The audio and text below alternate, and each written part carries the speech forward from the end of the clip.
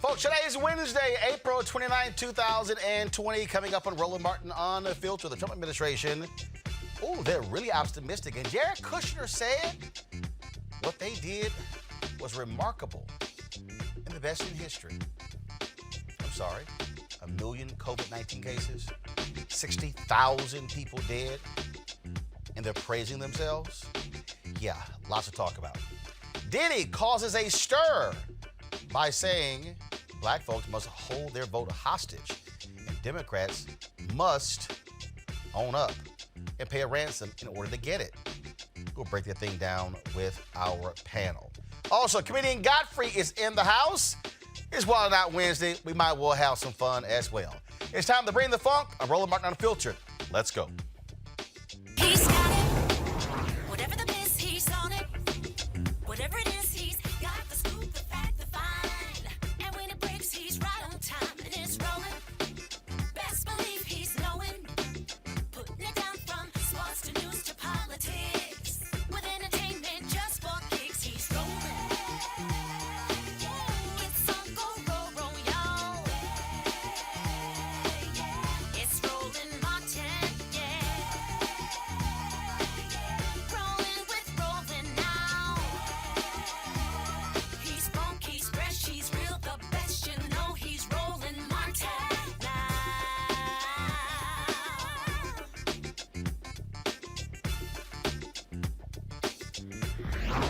Martin. All right, folks, here's a breakdown of coronavirus as it stands today. A total of 1,049,431 cases of coronavirus. At least 60,640 people have died from coronavirus. 144,411 patients have recovered from the virus. Now, as we continue to move forward, New York State, Governor Andrew Cuomo breaks down the status in New York in terms of where we stand with COVID-19. Here's what he had to say today. Hospitalization rate ticks down. Good news. Net change down. That's good news. Intubations down. That's good news. COVID hospitalizations, new ones per day, just about flat. That's not great news. Actually up a tick. So that is not good news. What we're watching now is how fast the decline, how low does it go? We don't want to see 1,000 new cases every day. We'd like to see that in the low hundreds, ideally, of new cases every day. Death rate, terrible news. 330. You see the decline has been slow at best and still disgustingly high. So we're making progress, that's for sure, but we're not out of the woods yet. All right, so what's also interesting here is you have the experts who keep saying there should be more testing. There should be more things that are being done. But for some reason, you got Donald Trump who's like, I don't really see why that's even necessary. Folks, they're all over the place. They're not really listening to the true experts. That is a problem all across this country. And this morning, something really interesting happened. Jared Kushner was on, and he literally said that states have excess capacity. Yet we talked to the states, they're saying, no, we don't. This is from Fox and Friends this morning, Jared Kushner.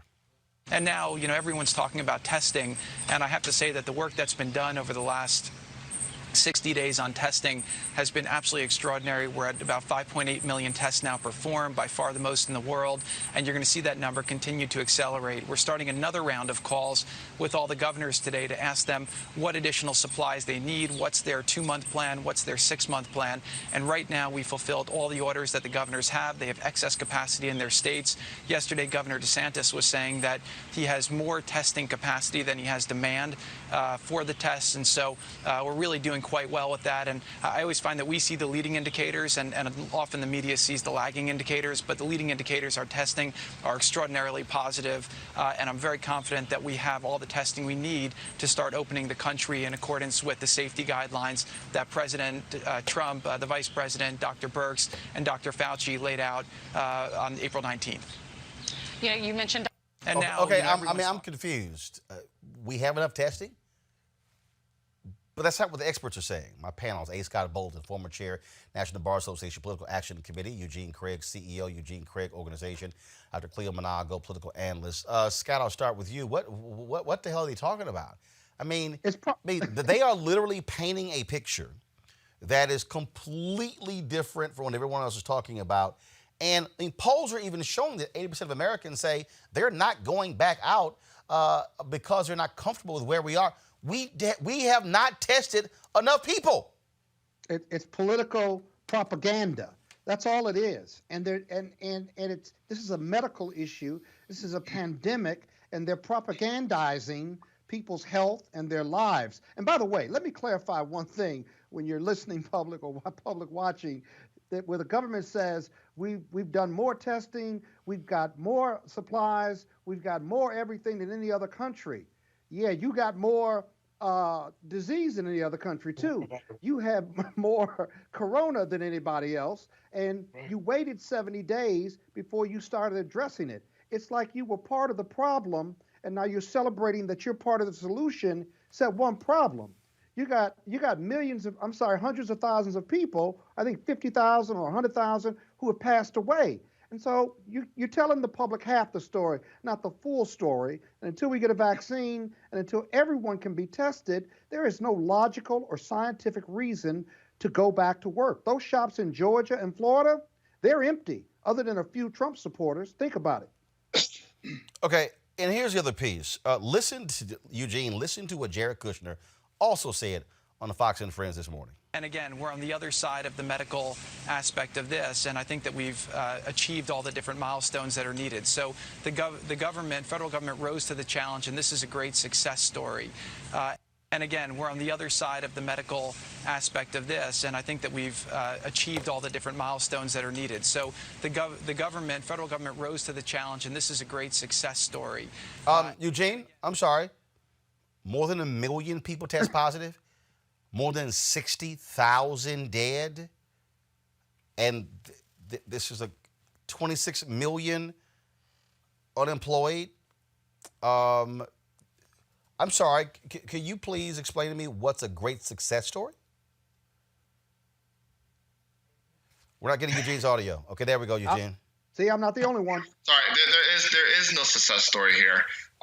You have 60,000 dead, which is more than that died in the Vietnam War. All right.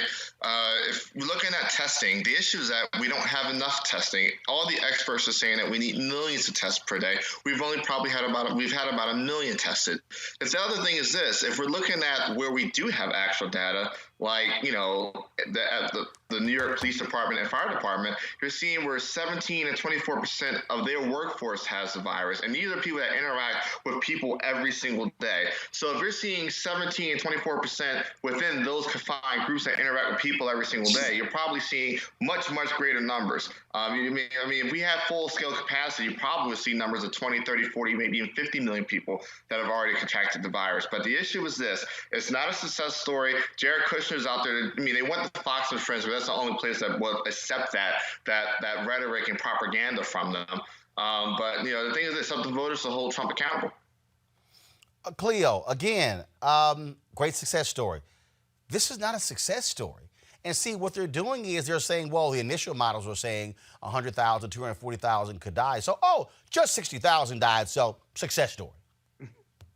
Well, as we all know, Trump and his administration are running for president, are hoping to get 4 more years.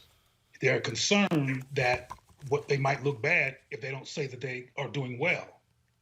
And it's important to understand that Trump's rhetoric has worked for him. Trump is being Trump. Trump made up lies, and there were other news stations, including you, who had documented his lies when he was running for president. So he's doing what he does.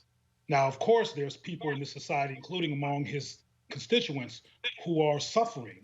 But as I've said before, power, retaining white power, retaining people who have a white, making great America again agenda, staying in power is way more important than coronavirus and its casualties and the facts of the matter.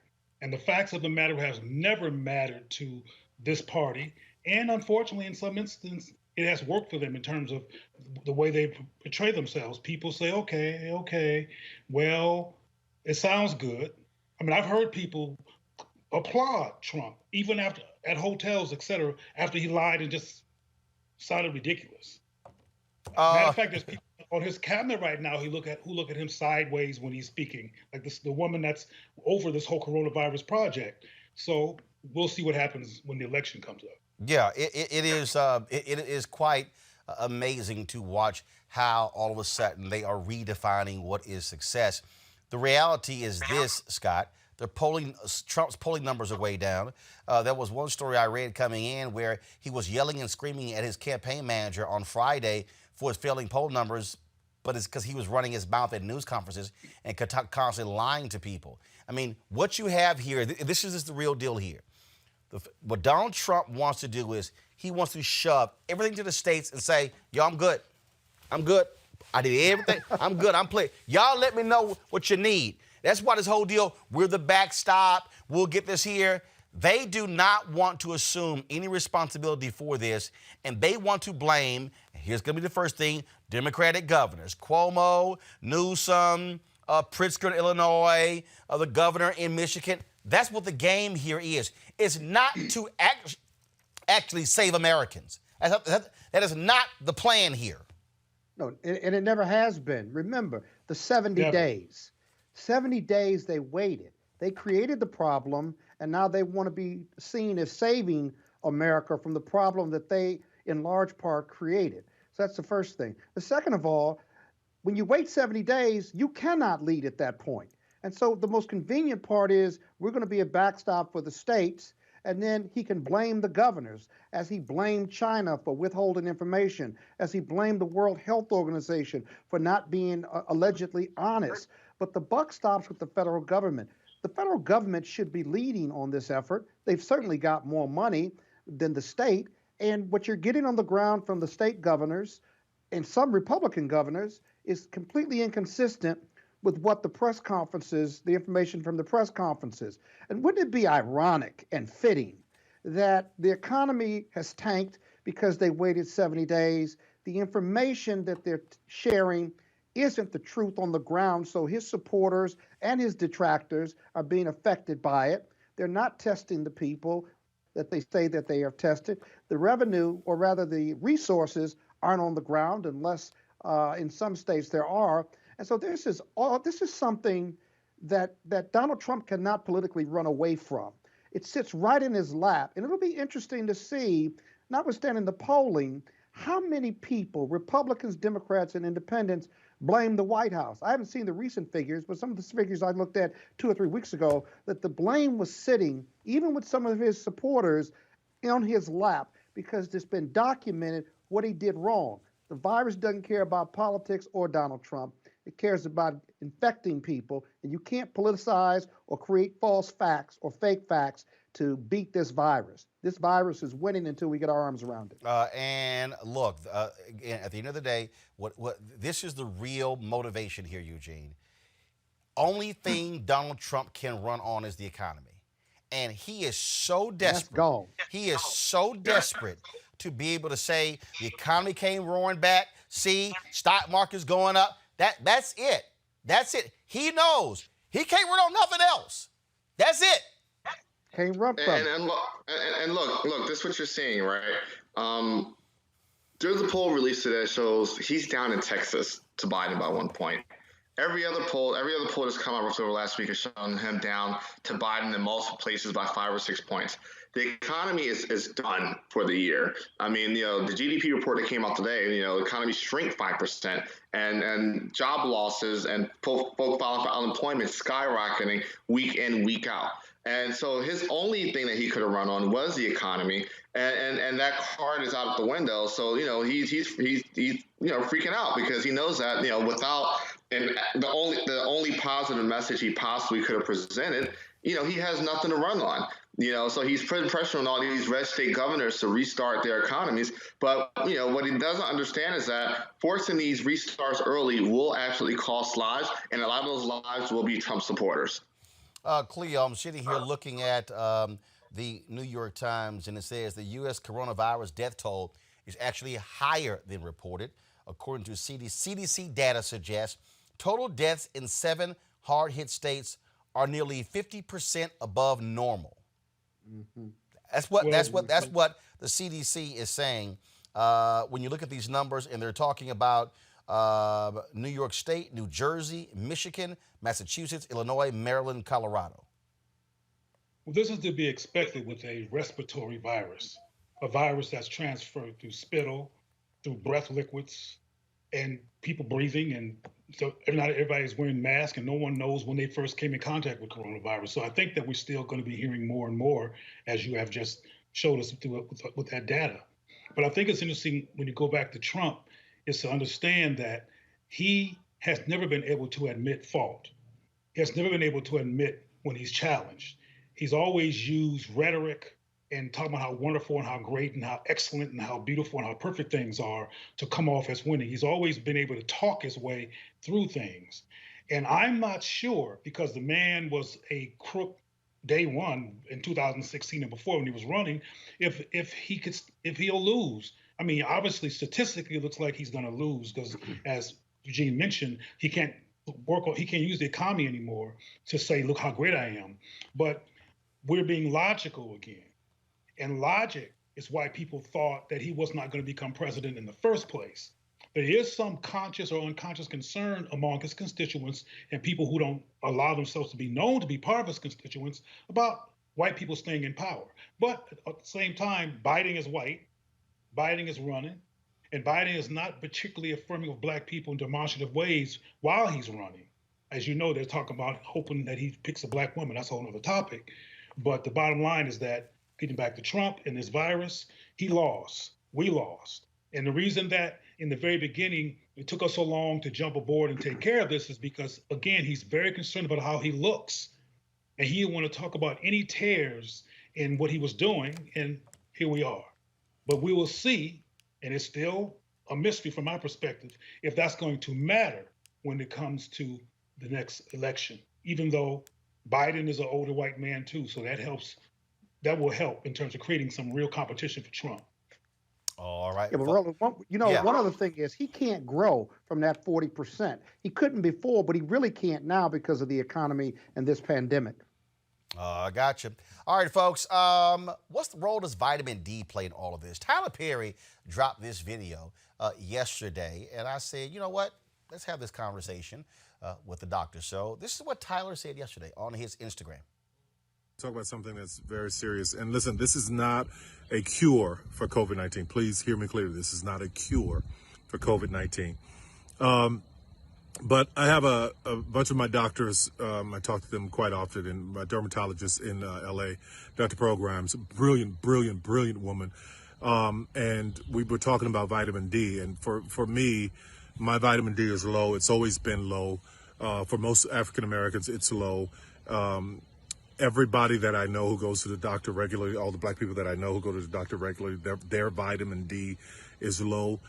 And why this is important is because it's about immune health. Vitamin D helps with immune health and respiratory health. And what I read in a study out of Spain and Italy and China is that a lot of people who died from COVID were low in vitamin D. Now listen to me. I think that if America this entire nation was keeping record of who was dying and if they were low in vitamin D or deficient in different areas, we would know it. But apparently no one is keeping a record, which is insane to me. So why am I saying all this? I'm saying that I think that because we are African American people, we are naturally deficient because of the melanin in our skin. It blocks out vitamin D, okay? It blocks out vitamin D.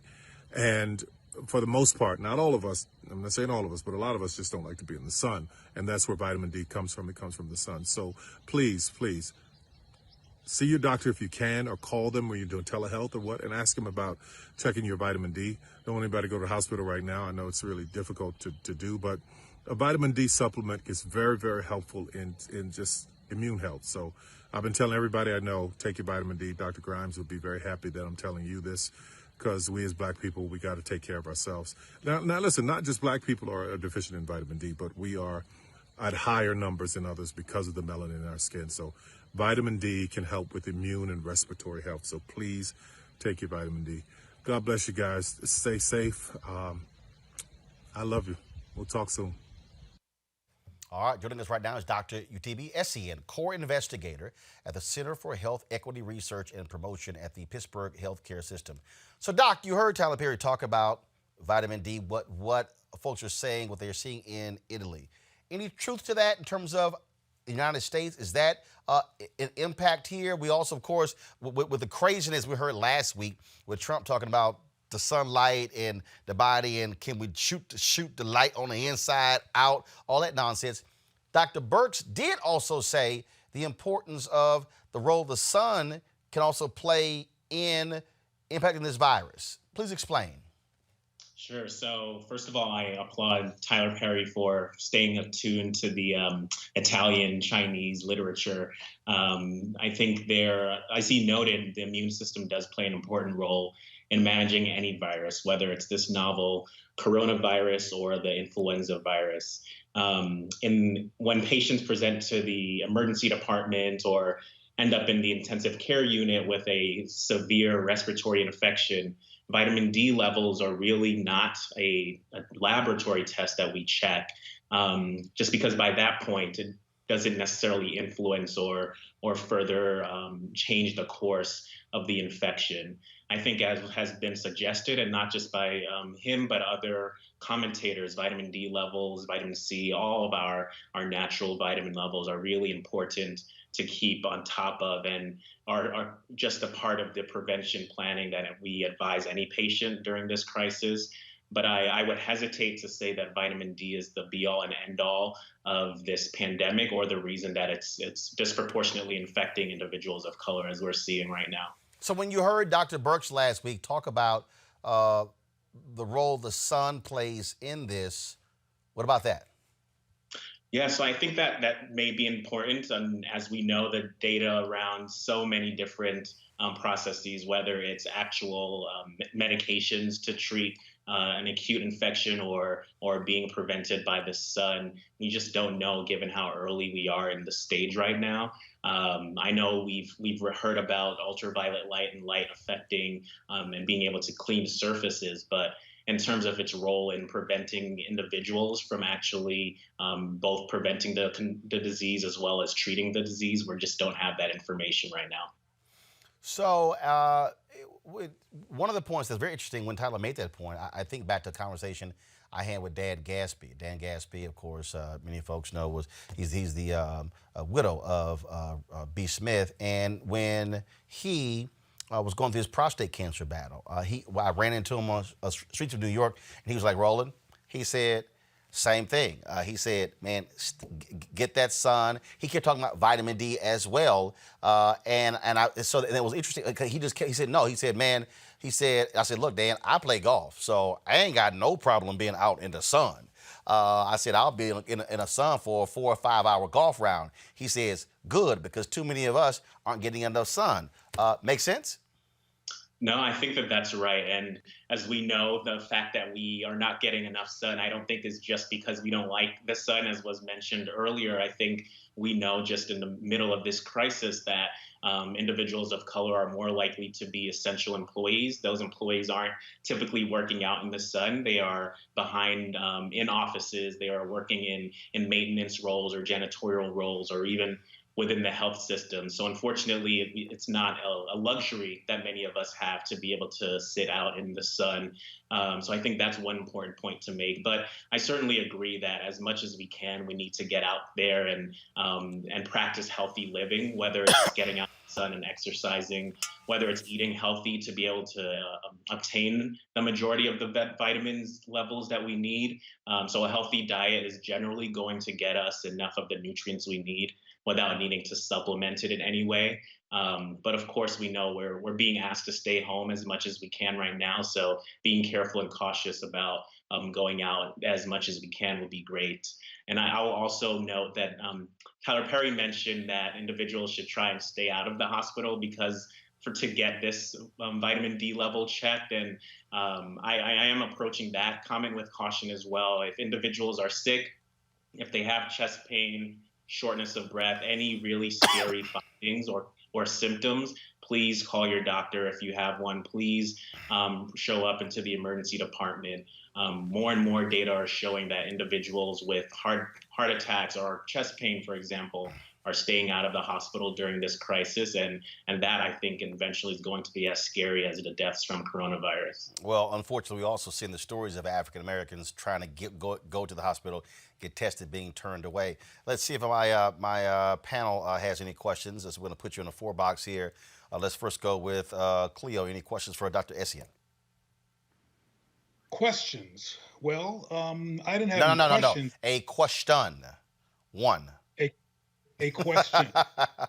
Okay, well, I didn't have a question, but I will reiterate, I'm not sure if he's saying that vitamin D and the issue of biosynthesis is relevant or powerfully relevant in this issue, or is it marginally relevant in terms of deflecting the power of the immune system suppression that supposedly we're at risk for because of melanin, which supposedly blocks the sun.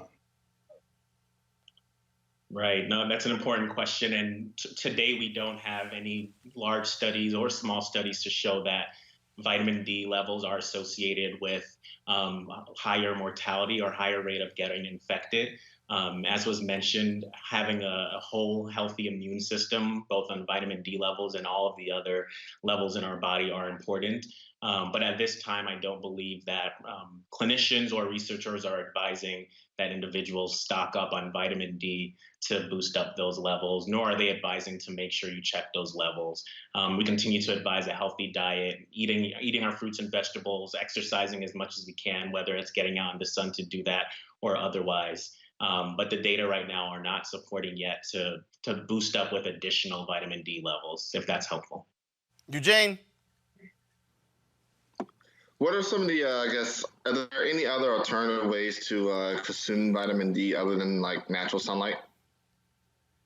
Yeah, so as I mentioned, our diet generally has sufficient nutrients. I'll have to defer to some of my dietitian colleagues in this realm, but we are able to get sufficient enough vitamin D through our diets. Many of us are eating dairy, some of us are not, but dairy has sufficient vitamin D. Again, as has been mentioned, many individuals of color have lower levels because of melanin and need or require supplementation. But if today you have not been advised to do that, I'll continue to recommend that you work with your diet. I'm a primary care physician, and vitamin D levels are not a test that I generally check in a patient unless they're coming in with concerning enough findings to do so. Scott Bolden, final question. Hey Doc, Scott Bolden here. I have personal experience with this vitamin D issue. I agree with you. If you certainly can get vitamin D from a number of food and supplies if you're eating a healthy diet.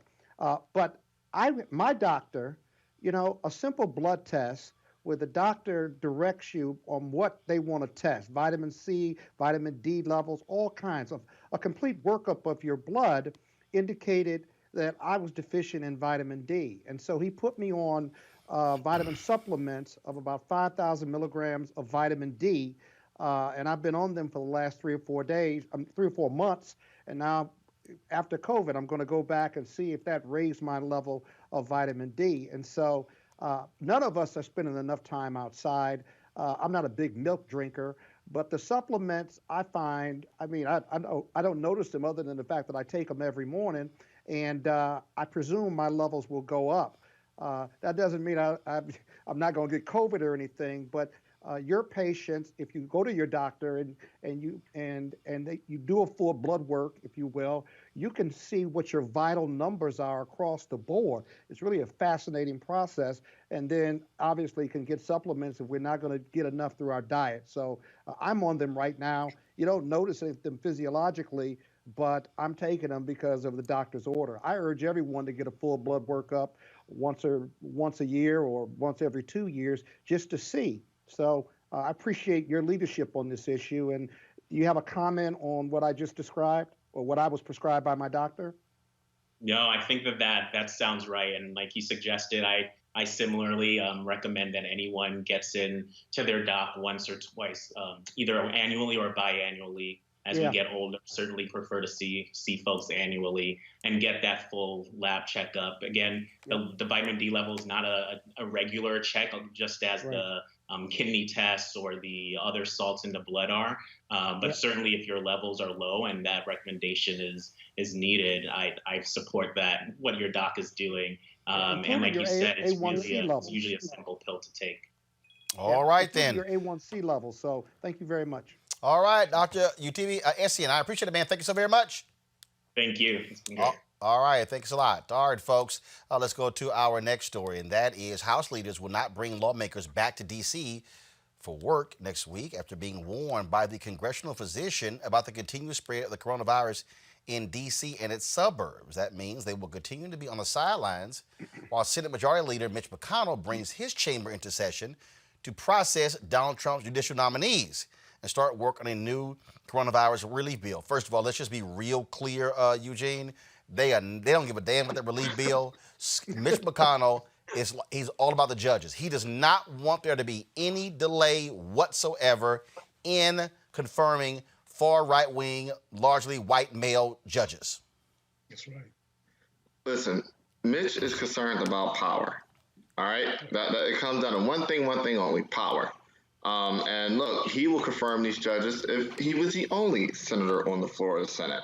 He's considering it doing the world a courtesy by recalling the entire Senate back to the chamber. But let's make no mistake, if it was just him and another senator calling the question, he would still get it done. And so that's what it comes down to. I mean, look, the House has taken, the advice of the congressional doctor and heeding it and maintaining social distancing and physical distancing. But, Mitch literally does not care, even though senators have already contracted COVID-19. But, his thing is this, he's going to get it done on his terms the way he wants to do it. That's what this is all about, Cleo. That is pushing through these judges. And in fact, what they've done is they've actually made the federal bench whiter and more white male as a result. Their only concern in terms of distancing is power distancing. Pretty much co-signing what Eugene just said, their focus. And frankly, I'm envious of people who are that focused, because that's how you get things done. You strategize. No matter what happens, you stay on point and you make sure that you do what you believe is important to do. And I wish the Democrats had that kind of laser beam focus, that scorched earth focus on power, not power just for the sake of white supremacy, which is what I think is happening with the Republican Party, but power to influence society, to transform in ways that are beneficial to the citizens of this country. But they're expected to do what they're doing, and as you know, they've been putting in judges the whole time. And interestingly enough, not even Democrats have put a light on that phenomenon in terms of it being a relentless part of their narrative that look what Trump is doing. Look what Trump is doing to make sure that even if he's not president again, that there's people who are going to be there for decades, if they live long enough, to ensure that there's policy that co-signs a white supremacist agenda. I just wish there was more focus from the Democrats to alert the people that that's occurring. And unlike the Republicans who are laser beam focused on their agenda, sometimes the Democrats don't seem to be the same in comparison. Scott, what about that? Is it about power? Here's the notice to the public. The most important race in this country coming up in November is not the presidential race. It's the race between Mitch McConnell and Amy McGrath. Right now, there's an internet fundraiser that's going on right now. I gave, and I'm going to continue to give to her because the Senate, the Democrats have a chance to turn the Senate, but even if they don't turn the Senate, if they can turn Mitch McConnell back to Kentucky and Amy McGrath can win that race, and there's several others that Dems can take over because of this White House, then we need to be focusing on it. I know Biden's important, and I know the presidential race is important, but if we can turn that Senate and turn Mitch McConnell back, that solves a lot of our long-term issues. That solves the federal judiciary. A third of the judges has flipped and are Republicans now. Many are not qualified. And so the real race that we really need to be focusing on is the McConnell race and some of these Senate seats out of South Carolina, I think North Carolina, and a few other states that are very winnable right now. So, right. It's not just, obviously, it's not just McConnell's. You're talking about Arizona. You're talking about Maine. We're talking about North Carolina. You got 2 seats on the ballot in Georgia. You got Cornyn down in Texas. You also have the race in Montana, Colorado. Eugene, bottom line is here. Republicans are very concerned about Trump's numbers because they know, and they're saying, hey, they're also getting outraised. You got Jamie Harrison, who outraised Lindsey Graham in the first quarter of this year.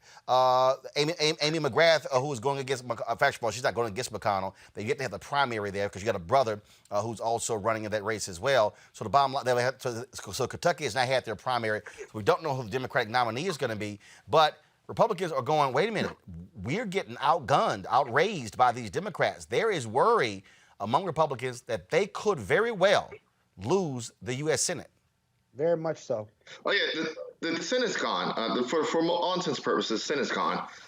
Between Cory Gardner's seat, Tom Tillis' seat, the seat in Arizona, and then it's literally pick anyone that you want from the remaining. So wait, but hold on. So right now, hold on one second, hold on. So right now, the Republicans hold, what's the advantage they hold in the United States Senate? A 4-seat majority. So they have a 4-seat majority. 4 seats. So the 4-seat majority. Yeah. Now, first of all, are any of the Democratic seats, are any of them in danger of them losing any of them? Only Doug Jones. Doug Jones in Alabama. So really, what needs to happen is the Democrats need to have need to pick up 5 seats, because they need to net 4, net 4, and win the White House, or net 3 and win the White House, or net 4 and take the Senate outright. So if you assume you have a situation. You can have a situation similar to what happened in 2000, where there was a 50-50 split, and for about a year, Cheney was the deciding vote in the chamber after the 2000 election. Okay. But the way things stand right now, Democrats need to flip 3 and take the White House, or flip 4 and take the Senate outright. And maintain their seats on the Democratic side. You can't presume they may not be in danger, but the Democrats have got to hold their seats for those numbers to work, Roland. Well, first of all, the Democratic seats that are up, the only one they are really in danger of losing is Senator Doug Jones of Alabama. Right. Yeah. That's the only one. Booker's not going to lose his seat. The last election was totally different, where they were in a number of states where Trump won. That was the issue they saw in 2018. And so they look. Kelly is leading McSally in Arizona. Collins, her numbers are way down in Maine. Then of course you have what's happening in first of all what's happening in, as you look at North Carolina, where the Democratic challenger is actually up on Tillis. And so, trust me, Republicans are real concerned about that. And that's the most important thing evangelicals care about. All they care about are right-wing judges. That's all they care about. And so that's what qualified or not. Hold on. And the thing is, whether they're qualified or not. Scott, I wonder if you believe that the the Democrats are going to take advantage of what you just recommended. Yes. You believe they're going to do that? No. I'm serious. I mean, here's what I think. Here's what I think Democrats have finally come to realize. So I'll take you back to when Democrats previously controlled the United States Senate. Patrick Leahy from Vermont. He was very conciliatory in terms of working with Republicans. Then, of course, Republicans say, well, it was Harry Reid who changed the rules. No, Harry Reid did not change the rules on everything. He did not go to the nuclear option on everything. Mitch McConnell then said, okay, fine, I'm gonna do the nuclear option on everything. Everything. So Harry Reid's deal is we will not use a nuclear option on Supreme Court justices. McConnell was like, damn that, I will. Not only will I use a nuclear option on it, I'm not even gonna take up Merrick Garland. I really do believe Democrats have learned, and their deal's gonna be, we get the Senate back. Oh, we ain't paying y'all no damn attention.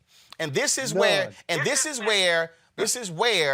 the Democratic base has to apply a level of pressure if Biden wins to say, no, don't try to run out trying to find these moderate voices to make them happy.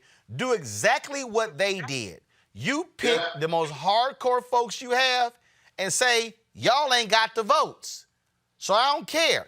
But here is the only caveat that Scott, you could jump in and answer this here. There are more moderate to conservative Democrats than there are, ain't no moderate to liberal Republicans. So part of the problem for Democrats that you have some Democratic senators who are from states that they got to play the moderate to conservative game. That has always been the problem. The Democratic tent is actually far much wider, Scott, than the Republican tent. Republican, you're right, far right, hard right. That's it. Yeah. There's nothing to this side of far right. And that's the difference between the two parties. Scott, answer the question, then go to our next topic. Well, we got to do something about those moderates like Doug Jones. We got to keep them in the fold, but when they're in the Senate or even in the House, we got to protect them. Sometimes we won't have their vote, but sometimes it won't matter. And so whoever's the leader in the House or Senate who's a Democrat, we got to protect those folks because we can get them to vote on most of the issues that matter, whether it's the far left or middle left of the Democratic Party. But we got to protect them. And that's a management issue from leadership once these elections are over. Talk about power of the vote. Last night, Diddy was having a chat with Naomi Campbell, and he caused quite a stir when he said this. The black vote is not going to be for free. We're going to have to see some promises. You know, what are we getting in return for our vote? Nothing has changed for Black America. And in order for us to vote for Biden, we can't be taken for granted like we always are because we're supposed to be Democrats or because people are afraid of Trump. It's whoever's going to take care of our community, whoever wants to make a deal. It's business at this point. You know, we can't trust politicians, you know, so we want to know very clearly, just like Trump made it clear that he wanted to build a wall, Biden needs to make it clear that he's going to change the lives and quality of life of Black and brown people, or else he can't get the vote. I will hold the vote hostage if I have to. You said it here, said it first. Breaking news. Breaking news. All right, let's unpack that. First of all, that did not sit well with some people. Here were some of the comments that folks made. Kenny Burns, who is a promoter, he was an influencer, he said, Puff put this statement, this statement is very irresponsible at this point. The only option is to get Trump out of office. Come on, champ, encouraging people to stand by is not an option. Vote or die. Then he said, that's what he posted on Diddy's page. Then he posted on his page, you erased my truth. Wow, Diddy, you erased my truthful comment and keep the vote for Trump comments on your page. Then you block me, LOL. And you're really going to wait till it's two candidates to say that you're holding our vote? Come on, champ, this is not leadership. Where were you during the primaries? What happened to vote or die? Trump being put out of office is the only option, period. Isaac Hayes III dropped this video. First of all, I'm going to go to Jamie Foxx comment. This is what Jamie Foxx said on Diddy's page. Pull that up. Okay, you don't have it. All right, so let's do this here. Play the Isaac Hayes III comment, then I'm going to read for you the Diddy comment. We don't have the Isaac Hayes comment. All right, I don't know why we don't have those two things. Let me just do this here, fine. Let me find Diddy comment here. And it was interesting, again, on all this back and forth that was going on. Let's see here. Right here, here's the comment. Here we go. All right, Jamie Foxx comment at the top of the page right here. So I'm gonna take a picture of that, then I'm gonna blow it up for you. All right, folks. Okay, so here we go. So here's what Jamie Foxx had to say on Diddy's page. Go to my iPad, please. Vote Democrat. The amount of pressure that we put on our candidates are too much. There is no way that anyone can live up to what we think should be a candidate because we want perfection. What I suggest is if we really want to change course, it's about getting behind the values, not the person. The other side won because they wanted legislation. Supreme Court justices, etc. Look at the criteria the other candidate had that was Republican. The guy said grab them by the you-know-what and got 97% of the evangelical vote. That's what Jamie Foxx said in response there to Diddy's comments. One of the other interesting videos that I saw, as I said, was by Isaac Hayes III, and he spoke about this very issue, offering up what he said is just his opinion. So go to my iPad, please. About how his vote or our vote will be held up for hostage against Joe Biden if there's not something for black people in it to vote for him. I first want to say that I disagree with Diddy. I also implore everyone that heard what he said to disregard his message. And that's just my position on it. I have nothing personally against Diddy. Sean Diddy Combs, we've met a couple times. I have nothing against you. I do think your post was arrogant in the fact that you felt you spoke for all black people, including myself, and said that from the whitest town and the wealthiest town in America, Hollywood. You can't have it both ways. You can't live in Hollywood and then also simultaneously represent black people. I just don't think that that's hypocritical at minimum. You are a genius entrepreneur and entertainer. But to use your platform at this juncture in the crisis that we're in is irresponsible. It was thoughtless, and it was unnecessary. I definitely believe that a black agenda is necessary. I want to say that. Most importantly, black people have a right to have their demands met, but it's how we go about it that is the worst execution that will never, ever, ever happen. First of all, we as black people need representation. Everybody understands business. If you have to sue somebody, do you walk in a courtroom by yourself or a group of y'all go in a courtroom without an attorney? No. You hire an attorney to articulate exactly what you want in the form of a demand and argue that legally to a positive result. That is what implementing a black agenda is. And politicians are the best way to do that. Not the politician that you want to make change, but the politician that you want to influence change. In Atlanta, Georgia, from the civil rights movement up till now, black people have not asked white people for anything. We realize that a bunch of us live around each other, and if we simply get up out of our houses and go vote, that the representative that we choose, who best suits our interest, we can put in power and change the laws for ourselves. All right, folks, you can go to, of course, Isaac's page to see the rest of that comment. All right, so I got my panel here. Can't wait to hear what y'all got to say about what Diddy's comment is. So let's start with Cleo. Well, if I heard Diddy correctly, and there was a lot of nuance to what he was saying, he's saying that the Democratic Party, he's saying a few things. He's saying that the Democratic Party has taken the black vote. Well, let me preface my comments with this first. People going, I don't support Trump. I will not be voting for Trump. I will be voting against Trump. So let me make my position clear because people are going to be reading the stuff when I say what I'm getting ready to say. The Democratic Party for decades have taken the black vote for granted. Black people are consciously or unconsciously analyzing what happened during the Trump years. and not a whole bunch happen for black folks. There are black men like Diddy who have an infatuation with Trump because he appears to have more courage and balls than Obama.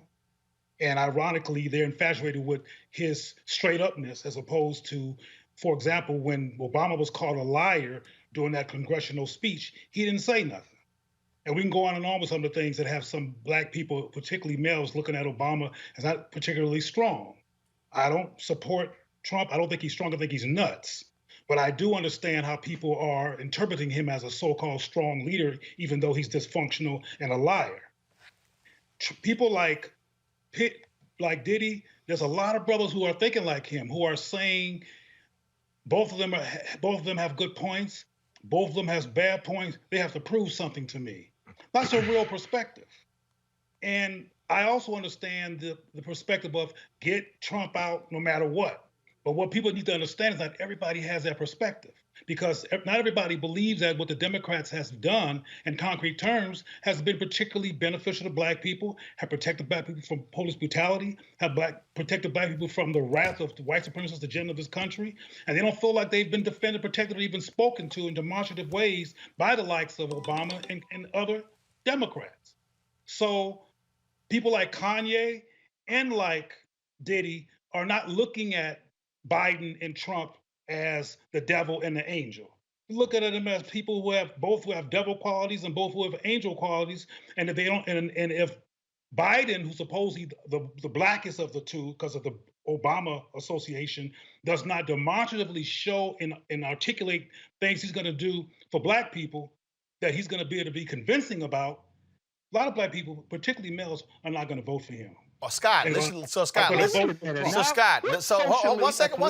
Hold on. Wait. Scott, wait. So, take into account, Scott, what Cleo just said. One, do you believe it is true that Democrats have taken black voters for granted, have not done anything for black voters? And what do you have to say about, again, Diddy saying, hold the vote hostage? Go. Well, first of all, of course, the Democrats have taken our vote for granted over the years because black people don't have any leverage. We don't have anybody to leverage against the Republicans but to vote for Democrats. Republicans don't have anything to offer black people other than these pro-business black people who don't care about the race question, where racism is #1 top 5 issue for people of color. Republicans aren't for voting rights. They're not abortion rights. They're not for civil rights or human rights. The Democrats are, but they take us for granted because we don't have anywhere else to go. What's Diddy going to do? You're going to hold it hostage? You need another Democrat in the race against Biden to have to leverage that type of policy or hostage taking. So now you're going to hold the vote hostage against Biden. We're going to vote for Trump. We've seen what that looks for. So it's not smart to say that with your following. What's smart is that we need to negotiate what we want and what our resources and negotiate commitments with Biden because he's going to be the nominee. And compared to Donald Trump, there is no comparison. We have got to vote. And Diddy, if you want to hold your vote hostage and don't vote, you're contributing to the vote for Donald Trump, whether you pull the lever or not. It's just that simple. This isn't even hard. And so we need to stop trying to leverage something that we don't have. We got to vote Democrat because the #1 priority, our political enemy, is Donald Trump.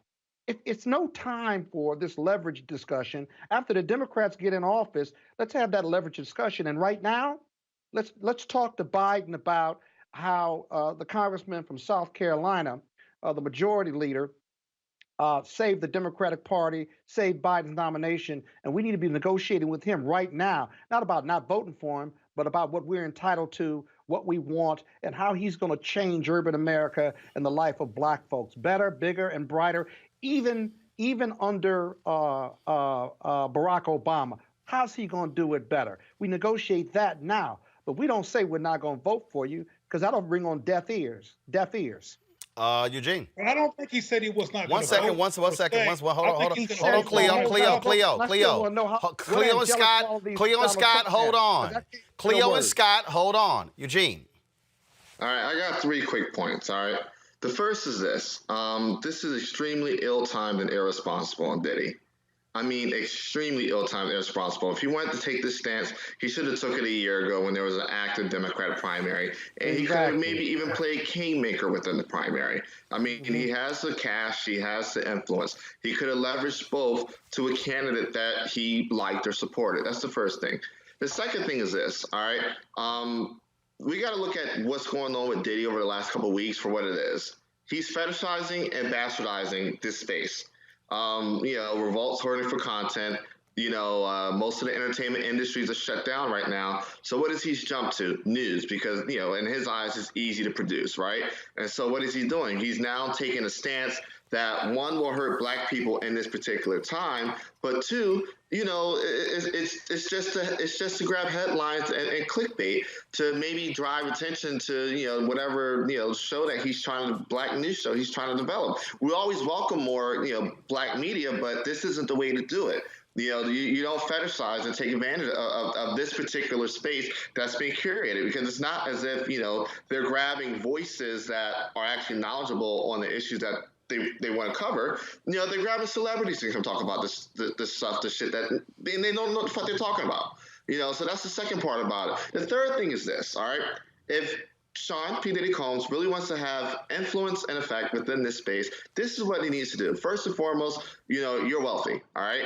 Do what white wealthy people do if you want to play the same game. Gather some other wealthy folk and throw cash behind candidates. It doesn't have to start with Joe Biden. It can start with black Senate candidates. It can start with black House candidates. It can start with black candidates at the state level or at the state house level. But if you want to actually have an effect on policy and want to hold vote hostage, you need to make sure it comes with dollars to empower candidates that have the ideology or push the policy platforms that you want to support. Secondly, in my eyes, it looks like it's just a play for Diddy to get it to sit down with Joe Biden. But even if that is the case, all right, if that is the case, you need to be organizing black hip hop that have dollars to throw cash around. I mean, the game is very, very simple, and the way he's going about it is very, very trash. Okay, so here, one second. So here's what I'm gonna do. I'm gonna do another round of the three of you, and then I'm going to weigh in. I'm gonna go Cleo, Scott, Eugene. Cleo, go. I interpreted Diddy's comments as him not saying simply that he was going to hold his vote hostage, was that he was going to make a decision and that he was going to vote. He's saying that, from my perspective, that neither Biden or Trump has his vote right now. And I think that's bothering people who are scorched earth. Let's get rid of Trump, period. Let's not think. Let's not critically analyze. Let's not do any of the things that might come from talking about hostage. Let's just make a decision and get rid of Trump. And I think that's problematic because not everybody is clear on what to do because of the Democratic Party's history of not really being powerful on behalf of black people and demonstratively supportive of black people, or having a larger list of success stories for black people based on their administration. And that's real. I said on your show a long time ago, Roland, that it's not going to be good enough to just be a Democrat. And it's not going to be good enough to just be against, for some black people, to be against Trump. Whoever is going to get this Democratic support from black people, people like it. And I'm also don't believe in, and I'm not going to get caught up in this, he's rich and he's poor. He's black. And I know some people who don't got no money who have a very similar perspective as P. Diddy in terms of the fact that they're not convinced of who to vote for or not. And the hate Trump movement, which I'm a part of, by the way, but the hate Trump movement is not enough because the Democratic solution has not been helpful to black people in demonstrative ways for many decades, and they see the Democratic Party, as P. Diddy said, as taking black people for granted. And if they keep taking black people for granted and not doing things that speak to black people, we're going to be in this conundrum. All right, Scott. They certainly take the Democrats certainly take black people for granted, but the Democrats support more of our issues than the Republicans. There can be no political purity test, just like there can be no racial purity test with presidential candidates or any candidates at the federal or state level. We want someone who's going to support us, want to improve the quality of lives of our communities of color, and you take your chance with any of your vote, but your vote is still powerful. P. Diddy You need leverage. And so I'd like to see P. Diddy. I'd like to see all of these hip hop entertainers. We talked about some last week, and put their not just their money where their mouth is, but if you really want to make change in this country politically, not only invest your dollars, but register voters, and more importantly, invest in taking people to the polls all around this country, because that's the answer. If you just register to vote, you can't guarantee that the people you register are going to vote on election day. I'd like to see a group of us get together and invest in taking people to the polls to ensure that our vote is made and our vote counts. And there is no alternative but Biden right now. And any talk of it is going to fall on political deaf ears of both the Republicans and the Democrats. And if you don't vote, that's a vote for Trump. And that's not changing, Roland. That's not going to change between now and November. So that's just a plain political and social reality. Eugene. You know how idiotic this is? I'm going to tell you how idiotic this is. Joe Biden has had a plan for black people since he launched. All right? It's on his website. Everybody says, oh, Biden has a plan for black people. You literally just need to go look it up. And Diddy employs thousands of people, and any of them could literally just went to Joe Biden's website and said, oh, shit, there's Joe Biden's plan. All right? And then this is the other part about it. It's not just his plan.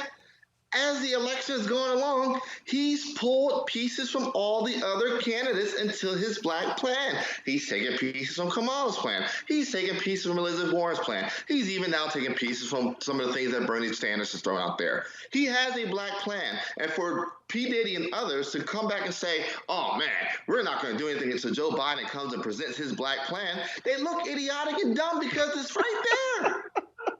Go read. Being in writing is not enough, Eugene. It has to be articulated. So being in writing is not enough. It's been articulated for a whole year. It has been been articulated in 20 debates. I think Eugene. Eugene. That Biden did. He didn't articulate his plan. All right. No. Okay. Black people. All right. So now my turn. So first of all, I want you to play again what Diddy had to say yesterday. Press play. The black vote is not going to be for free. We're going to have to see some promises. You know, what are we getting in return for our vote? Nothing has changed for black America. And in order for us to vote for Biden, we can't be taken for granted like we always are because we're supposed to be Democrats or because people are afraid of Trump. It's whoever's going to take care of our community, whoever wants to make a deal. It's business at this point. You know, we can't trust politicians, you know, so we want to know very clearly, just like Trump made it clear that he wanted to build a wall, Biden needs to make it clear that he's going to change the lives and quality of life of black and brown people, or else he can't get the vote. I will hold the vote hostage if I have to. You said it here, said it first. Breaking news. Breaking news. So allow me to unpack that. Diddy said, first of all, that what hasn't been done, the lives of African Americans have not been improved. That's demonstrably not true. Problem is, it's some African Americans. If you look at where African Americans were, again, using 1968, 1970 as the marker, and then going forward, there has been some improvement. The reality is this, and this is where I think folks miss the boat here. The reality is this: how black people have been impacted economically, housing, education, health, cannot and will not be determined by one individual. Not going to happen. Not going to happen. We're talking about a complete infrastructure in this country.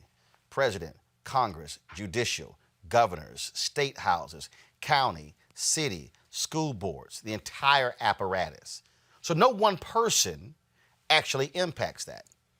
He is correct that there should be a demand. There should be a very clear demand made by voters. He's right.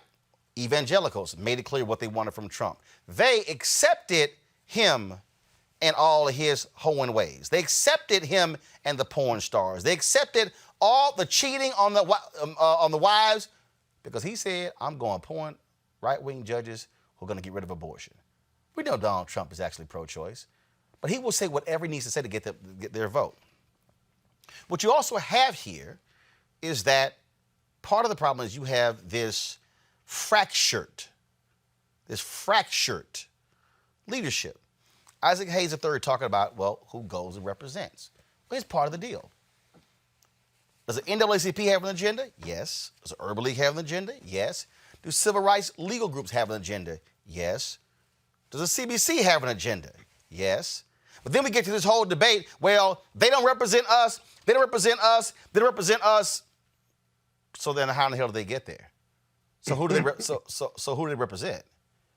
We act as if the NAACP doesn't have 2,000 chapters made up of regular, ordinary people. We act as if the National Urban League don't have branches. They do. We act as if our civil rights organizations really aren't talking to anybody, but they are. And so part of this deal is we have this debate constantly, the black agenda, the black agenda, the black agenda. National Coalition of Black Civic Participation, Black Women's Roundtable, they got an agenda.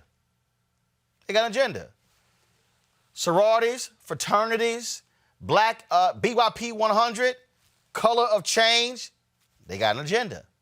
I mean, all these groups have agendas.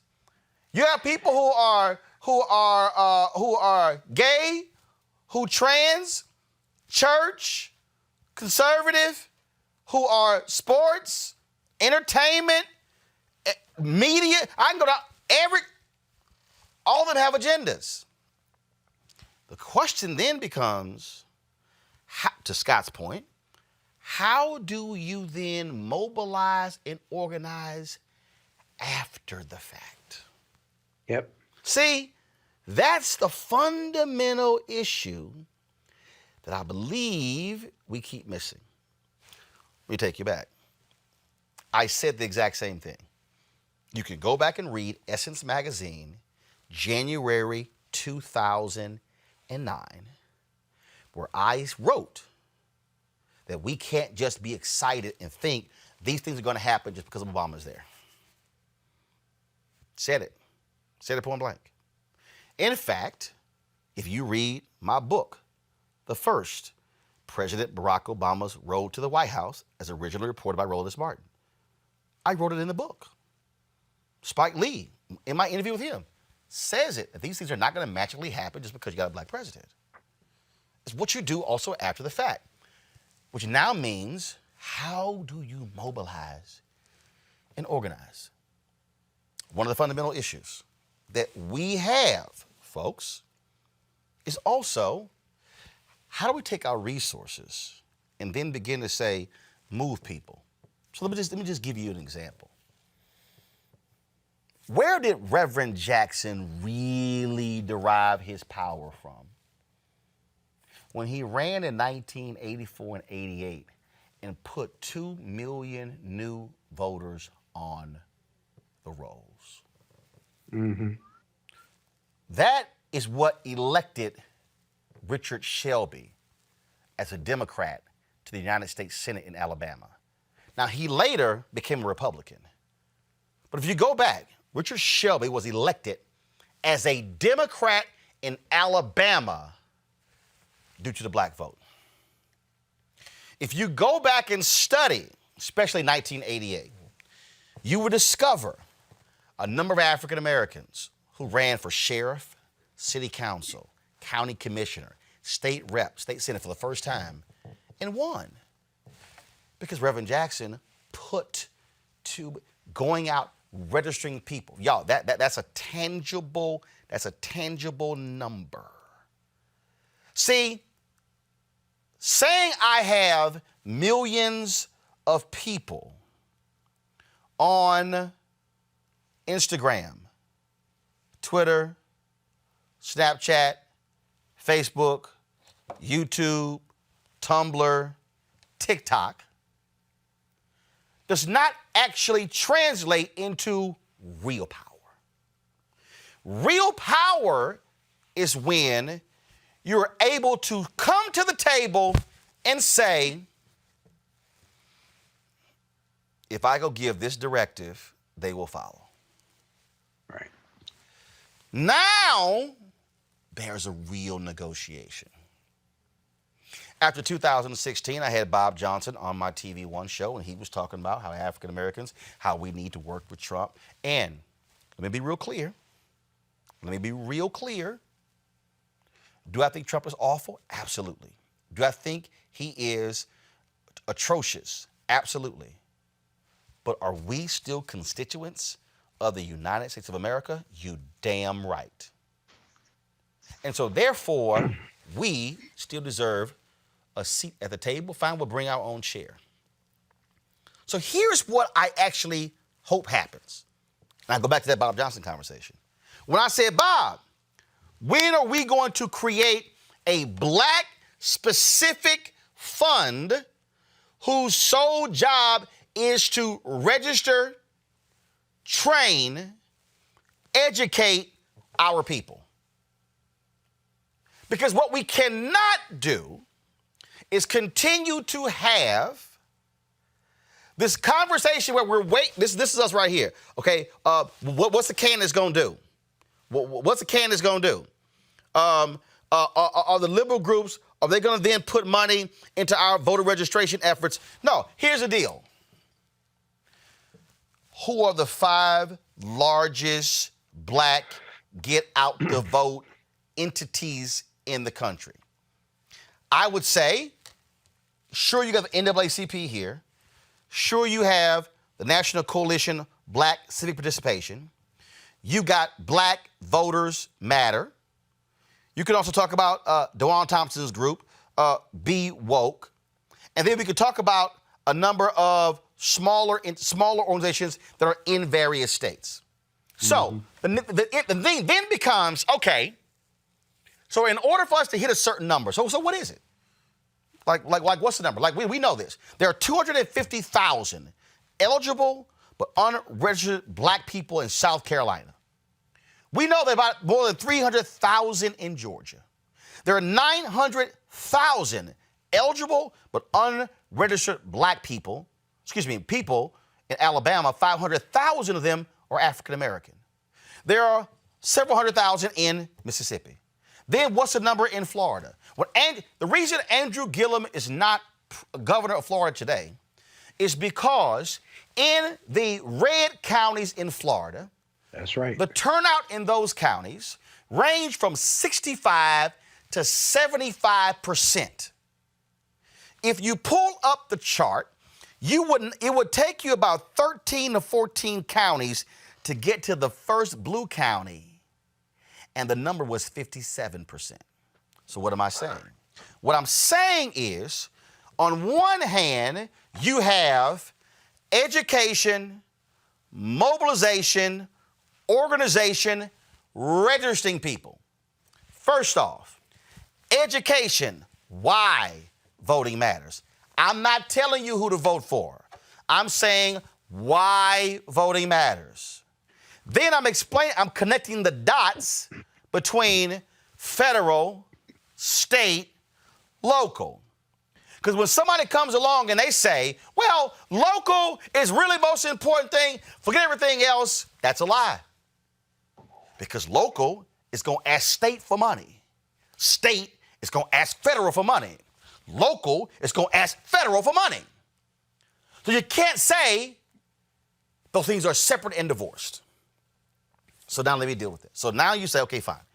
So how do we educate, empower, enlighten? Now I've got that. Now I got to get you registered. Now I've got to get you to the polls, which now means, how do we do it? Who are the people? What are the buses? What are the cars? How are we making it happen? Are we walking people? What's going on? So I'm unpacking all these things. So now the question then becomes, is there a number? Is there a number? And that is, do these black organizations, based upon their budgets, and y'all, I talked to them, they all have budgets. They then say, we need $20 million in order to put 5 million people on the rolls. That's the number. So here's what I hope. I hope, because you went with Kenny Burns mentioned vote or die, I hope really what the plan is for Diddy is before you get to the black agenda is that I create the entity or restart the entity that serves the purpose that says we're going to study the map. We're going to target these 8, 10, 12, 14 states. We might support existing entities, but we're going to fund black specific voter education, voter registration, voter turnout.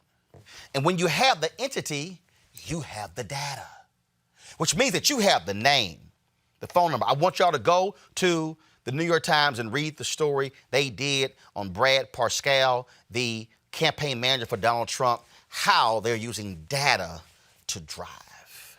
And so now all of a sudden, if you're Diddy's entity and you bring in Killer Mike and you bring in T.I., and you bring in Gabrielle Union, and you bring in Dwayne Wade, and you bring in LeBron James, and you bring in other singers, you bring in other entertainers, you bring in athletes, then you bring in, you join with the Black Economic Alliance, the black folks who are partnering there. All of a sudden, then you begin, now all of a sudden you have what is a Black Council. The Black Council then goes, all right, NAACP, this is what y'all are doing. Urban League, this is what y'all are doing. This group, this is what y'all are doing. Now we have on the board what Black America is doing in these different spaces as opposed to operating in silos and I'm competing with you. We don't need 30 black women's voter initiatives nationally. What we need is a handful where we're now dispersing money and resources to various individuals. Folks, when you do that, then you're able to say, Joe Biden, let me holler at you. Joe, just so you know, we're sitting on a database of 3.7 million people. Joe, in 2016, 2.4%, there was a 2.4% drop in black voter turnout. Had Hillary Clinton gotten the same number that Obama got in 2012, she would be president. You know you can't win without us.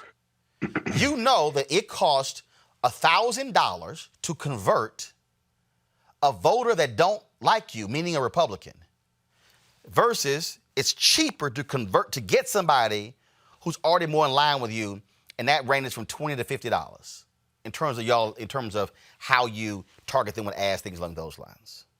Now all of a sudden, this thing goes beyond a video with Naomi Campbell.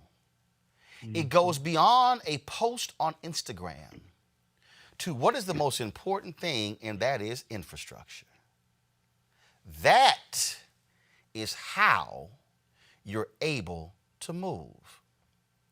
What Lyndon Baines Johnson did not want is for Dr. King to roll up in the White House with 10,000 people outside the gates. The reason Reverend Jackson was so successful when he dealt with companies in the 60s and 70s and 80s, especially with Operation Breadbasket, and if y'all please go read Demi's book on this, they did not want 200 preachers in Chicago taking to their pulpits and announcing that we're not going to buy from this store. You cannot make threats unless you have an organized entity that stands behind you. If you make a threat and there's nobody behind you, they will laugh at you because they know there's no one behind you.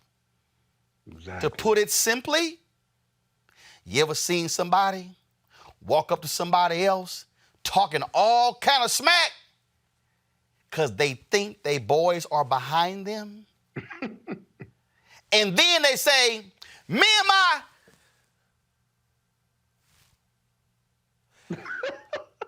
Now everything changes because they now realize ain't no backup. What I hope we now focus on is not video that Diddy posted, not the comments of Kenny Burns or Jamie Foxx or the several thousand people who posted. I want to focus on organization, infrastructure. How do we fund it? How do we target our people, but we're not waiting on anybody else? Mm-hmm. That is how you then use leverage, because no politician wants to be in a situation where when they go give a speech, 5,000 or 10,000 people are showing up protesting them. They don't want to have a situation where, like gay folks did, who were in the military, who chained themselves to the fence when Obama was president. Yeah. Do y'all also remember when the DACA folks stormed one of Obama's campaign offices in Ohio and took it over? Y'all remember that? That's how those things happened. 2010, LGBT folks, Obama wasn't sitting here moving on Don't Ask, Don't Tell. They closed their checkbooks. Guess what happened after the slaughter in 2010, the midterms? Obama came out and said, we got to get Don't Ask, Don't Tell passed by Congress. By December, it had been repealed by Congress. So, how do black people use their pocketbooks? Y'all, this is politics. This is how it's done. Now, let's see what happens next, Diddy. Next, Killer Mike. Next, other folks involved. If there is no plan, all this was simply a moment. You want to have leverage, you got to build a movement. I'll be back on Roland Martin Unfiltered in just a moment. You want to support Roland Martin Unfiltered? Be sure to join our Bring the Funk fan club. Every dollar that you give to us supports our daily digital show. There's only one daily digital show out here that keeps it black and keep it real as Roland Martin Unfiltered. Support the Roland Martin Unfiltered daily digital show by going to RolandMartinUnfiltered.com. Our goal is to get 20,000 of our fans contributing $50 each for the whole year. You can make this possible. RolandMartinUnfiltered.com. All right, so a lot of y'all are always asking me about some of the pocket squares that I wear. Now, Robert don't have one on. Now, I don't particularly like the white pocket squares. I don't like even the silk ones. And so I was reading GQ magazine a number of years ago, and I saw this guy who had this pocket square here, and it looks like a flower.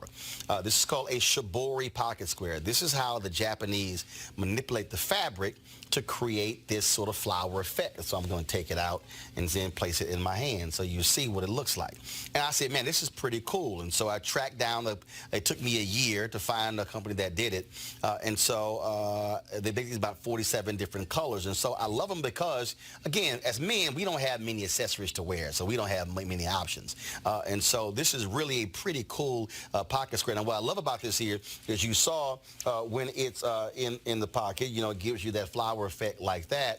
But if I wanted to also, unlike other, because if I flip it and turn it over, it actually gives me a different type of texture.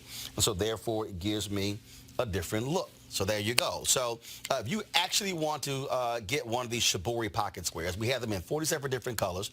All you got to do is go to RolandSMartin.com/pocket squares. So it's RolandSMartin.com/pocket squares. All you got to do is go to my website and you can actually get this. Now, for those of you who are members of our Bring the Funk fan club, there's a discount for you to get our pocket squares. That's why you also got to be a part of our Bring the Funk fan club. And so that's what we want you to do. And so it's pretty cool. So if you want to jazz your look up, you can do that. In addition, y'all see me with some of the feather pocket squares. My sister, who's a designer, she actually makes these. They're all custom made. So when you also go to the website, you can also order one of the customized feather pocket squares right there at RolandSMartin.com/pocket squares. So please do so. And of course, it goes to support the show. And again, if you're a Bring the Funk fan club member, you get a discount. This is why you should join the fan club. All right, folks, welcome back. I meant to hit this button. Go to my iPad, please. Eugene made this point. It's right there. Y'all see right there? Joe Biden's agenda for the black community, it's right there. If you click the button, you will see what is on here. Okay? Create wealth in the black community, invest in our community through housing, protect and build on Obamacare, invest in our students and educators, support education beyond high school, invest in the clean energy revolution and environmental justice, make a transformational investment in our country's infrastructure, strengthen the right to vote, strengthen America's commitment to justice, end violence against women. Those are what's on that agenda. Real quick, I'm going to go to our panel before I go to my next guest. It's there, Cleo, but you said, though, you got to communicate it. Okay, Cleo, how do you do it? You make it a part of the discussion when you're running for president. You make it something that you demonstratively break down for your audience while you being the candidate, while you're trying to prove yourself to the people that you want to vote for you in terms that are undeniable. That is sitting on a website is not good enough. That is there is good, but it's not good enough. So you're saying he's never discussed it? Well, I don't know if he's never discussed it. I haven't watched every debate. I haven't watched all of Joe Biden's moves. Right, but if you're saying he needs to do this, but you haven't seen the debates, how do you know he hasn't done it? Well, because the ones I have seen it, he hasn't done it enough for me. Hold on, you said enough for me, which means he's done it, but he doesn't enough. So which one is it? He has it, or he's not done it enough?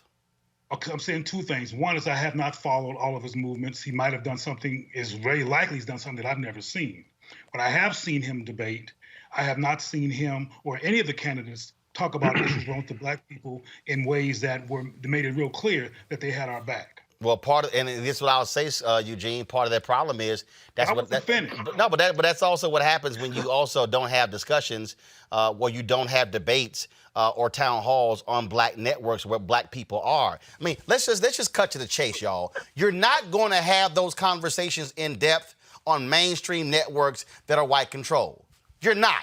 So I mean, we can. It's like we want these things to happen on MSNBC, CNN, ABC, NBC, CBS, ABC. That ain't happening. So part of the issue here is, which I've been saying, I'm gonna need black networks to also wake the hell up to share that kind of information for our people. I just want one black network to have a damn town hall with Joe Biden or even Trump. Give me one. In Roland, that has not occurred. And recognize, and the black people have a reaction to that. But I want to say real quick, if I may. Real quick, but I'm going to Eugene, then Scott. Ever since I've known of you, you have been able to brilliantly address political issues. What you just got finished breaking down was all true. I support it. It was brilliant. If anybody actually followed step of what you recommended, we would be in good shape. There's some perspectives and states of mind in the black community that maybe one day we'll deal with that have an impact on how black people respond, as particularly black males. I said before on your show that there's a lot of black males who are going to support Trump and or who are going to talk like P. Diddy in terms of being neutral and need somebody to prove something to them.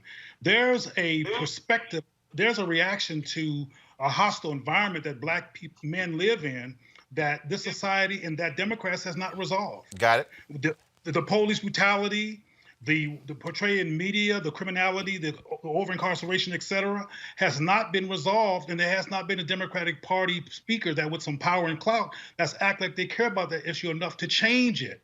So, along with how I described Obama earlier, these things have a cumulative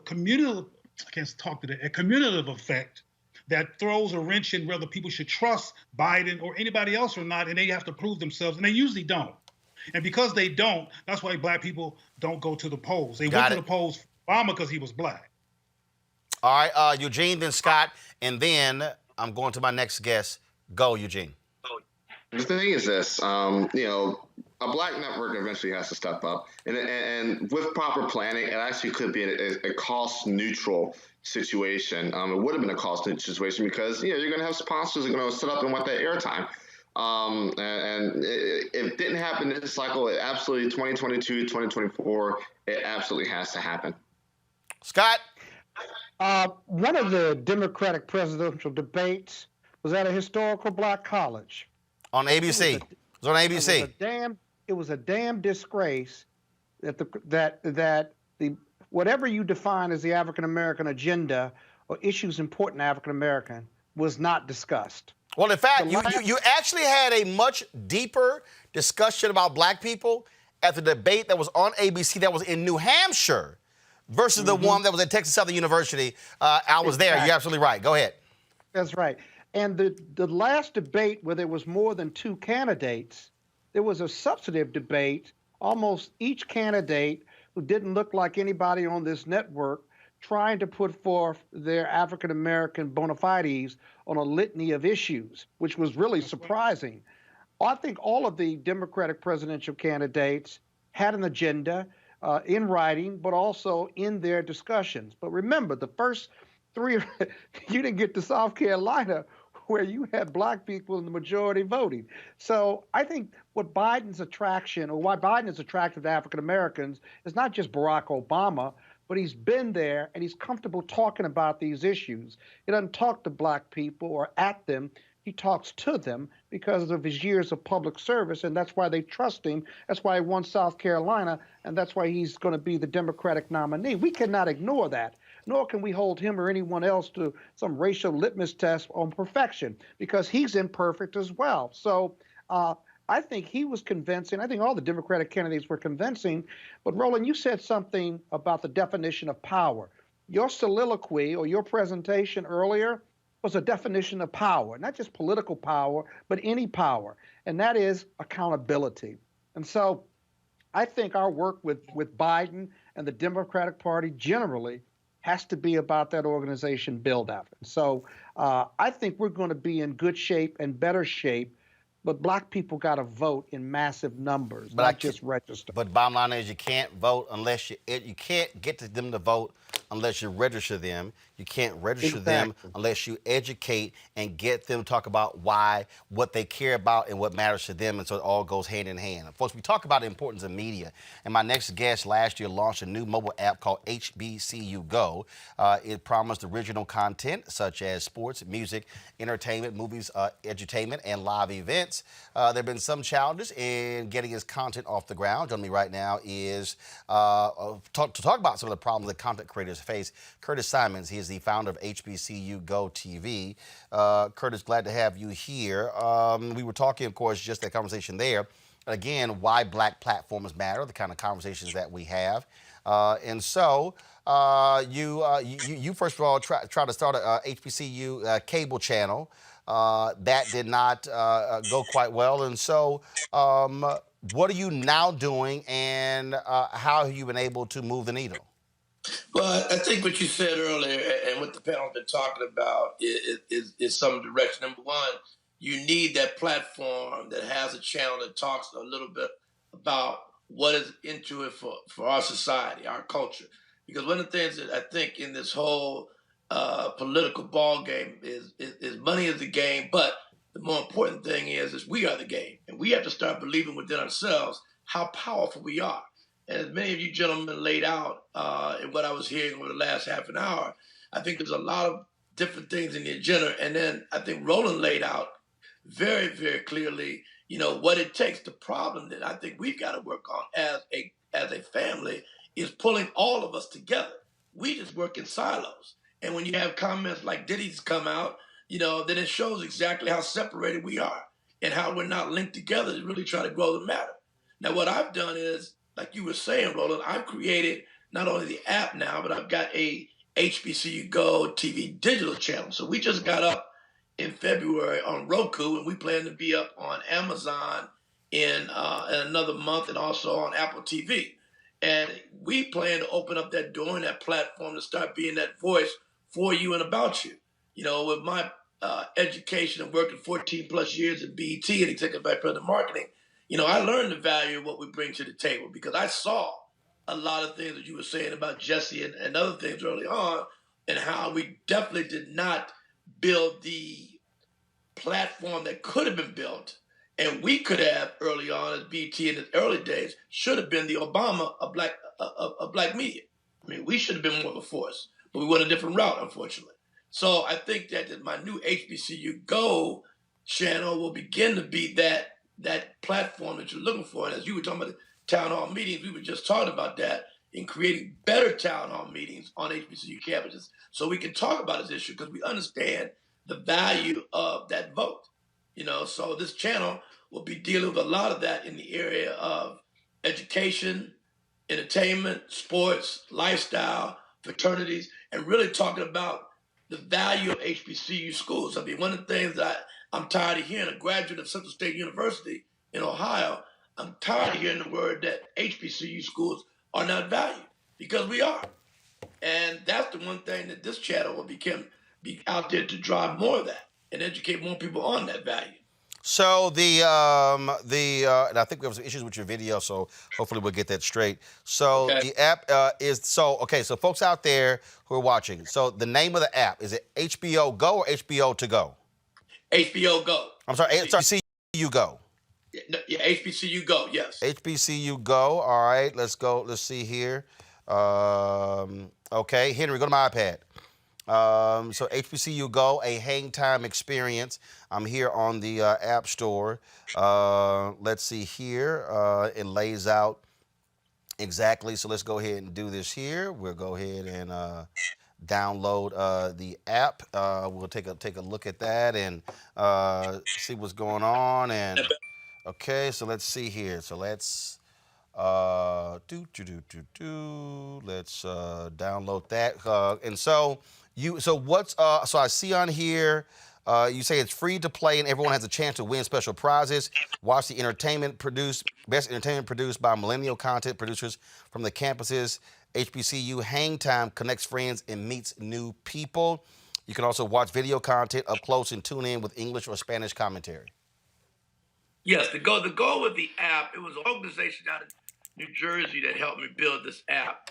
And really, it was really more, the app was built more, as you heard the word hang time, more of a social type where you would have groups that could come in. So when we're creating the app around different schools, if you're an HBCU alumnus, for Central State University, you could time in with your group and create conversation within the group about different things. And we were basically trying to grow that between the 105 historical Black colleges, and along with provide content that we felt would be adequate to the universities. Now, what we've extended is gone and created a digital channel. If you get a chance, or you can go to our website, Roland, and go to hbcugo.tv, and you can go to our website and you can see some of the programming that we're running now on our Roku app. If you want to check that out. Guys, so you have app in the App Store, Google Play, Roku, what other devices? Apple TV? Apple TV and Amazon. Okay. How many folks have actually signed up thus far? Well, right now, we since we're free we've had it up since on the Roku since February. All I can tell you right now is we're in front of 60 million homes, and the number we got is that we've got almost about 3,000 to 4,000 have been chiming in on it. Okay. Curtis Simons, I appreciate it, man. Thanks a lot. Appreciate it. Thanks, Roland. Thank you. I think, real quick for our panel here, Eugene, I'm going to go to you. This is, the reality is this here.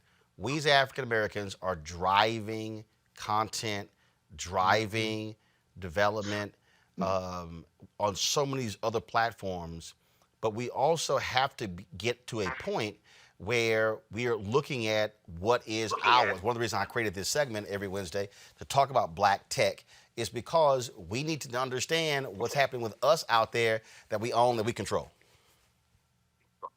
Absolutely, absolutely. I mean, it's on us to bring value to our platforms and to our avenues. And look, that's how you build a legacy. That's how you build channels of communication, channels of media that you control, that you can, get information out there. I mean, could you imagine? I mean, we went through it after, the News One Now situation, and here we are. We own, you own this. This is our media. This is our network. And the thing is this, Black content creators, as drivers of a lot of these platforms, have to, there has to be a way figured out that you're going to, where you can, on some cases you have the freedom to create what you want, how you want, but in the other cases, your content is protected in a totally different way than it won't be in other platforms. All right, then let's go to Cleo. Cleo, your thoughts on why these Black tech platforms matter. The platforms matter a lot. Black people have never had any dearth in genius, talent, capacity. Where we have a dearth is one thing you mentioned a lot, Roland, which is so important, is being trained to be progressive, being trained to be thoughtful, having a critical analysis about cause and effect and the importance of voting and the macro outcome of voting beyond just the president and including the president. Our children, frankly, in too many cases are not raised to win. They're raised to get a job, they're raised to go to school and work for somebody, and they're raised to be an employer and a pawn. We don't raise our children generally to be powerful, to love themselves, to be self-sufficient, and to be leaders, and to have the backs of Black people. I used to be a consultant to Morehouse College about, some years ago. Well, I got to edit what I was going to say because I already said too much. Well, the bottom line is this. Our students, and even HBCUs, are being trained to be great students. Some of them do well academically, some of them excel intellectually, but a lot of our students are not excelling in terms of learning to value being Black. You already know that when it comes to alumni donating to their own schools, when it comes to a lot of HBCUs, a lot of students relative to other schools are not giving back because from my perspective, they question the value of anything because it's Black. There's people who, as brilliant as you are, and as important as your show blatantly and materially is, there's people, because of its cosmetics, are questioning its worth who are Black. Part of our work toward getting Black people to get beyond the rut that some of us are in this instance, in terms of voting and taking it and making sure whoever's president is accountable to us, is that we have to look at these and unpack these emotional, self-conceptual paralysis that we have that gets in the way of us taking care of ourselves. Because no matter how brilliant you are intellectually, if you're culturally broke or self-conceptually in question about your worth, you're not going to get up and take the advice that you just gave, which is winning advice. So in closing, we have to start doing the work on Black self-conceptual health and getting Black people to unlearn the anti-Black unconscious so we can learn to be proactive and be powerful like everybody else, because like these platforms are available to us, there's always been something available to us that we didn't necessarily utilize because there's too many of us, Roland, who are in question of our worth and who are subject to concern about the white gaze. I'm talking about G-A-Z-E, not G-A-Y-S. We're concerned about a white gaze and whether it's going to approve us or not, or have backlash or not. And that kind of mindset gets in the way of us having the power to take advantage of our genius and what we have in our very reach as a people, including these platforms. Yeah, I don't disagree with you, although I would say that HBCUs certainly try to address that issue when you're competing not against each other, but against people that don't look like you in the workspace, because you certainly don't get it at majority schools. But that's a longer discussion. They don't get it at some HBCUs too, Scott. Pardon me? They don't get it at some HBCUs too. Some HBCUs are Black learning centers that are predominantly Black. But they're not. One professor told me one time, he said, we create great students. Our students do well intellectually, but they don't necessarily do well as soldiers for Black power, economic power, and political power. Final comment. All right, Scott, final comment real quick. Well, I mean, Black tech, we don't have a reputation. All we hear, there are not enough Black people in tech, and that's just certainly not true. But the importance of Black tech in this segment and what you're doing is that we tell our stories, not his story. And we are so disconnected and disaffected, it connects us to each other, to excellence, to trailblazers, or even just the average Black man and Black woman. So that's super important. Most people get their news and information from where? Technology and the internet. They don't get it from newspapers or even mainstream networks or TV networks anymore. And so you're way ahead of the game, and we want more people to be doing what you're doing going forward. Next Wednesday, I had a conversation with him today. Of course, all the chatter about, the battle between Teddy Riley and Babyface. Well, guess what? Teddy will be with us next week.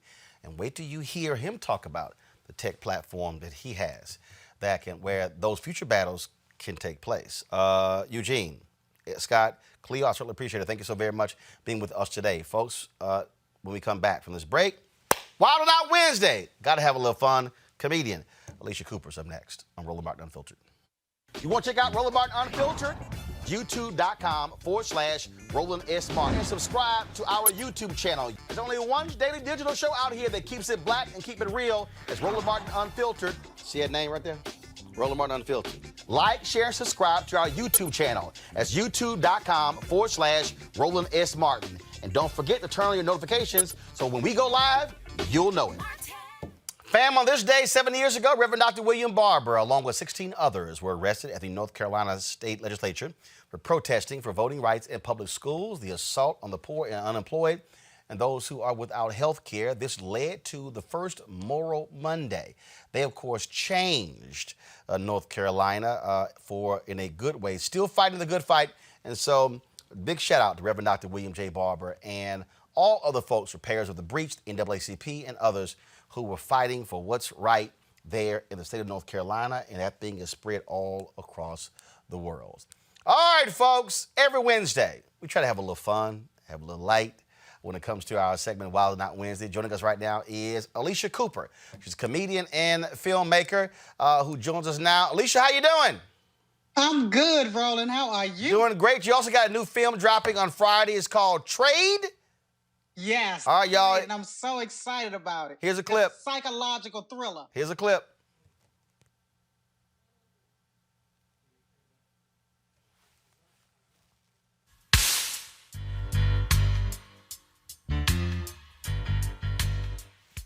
It's your first time in?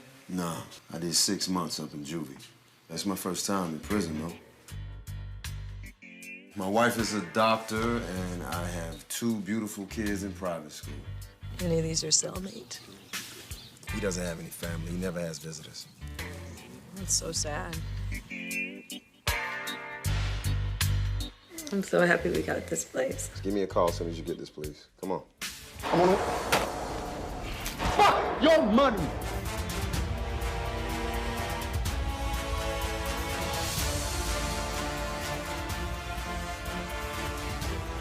He who come out and have made an atonement for himself and for his household.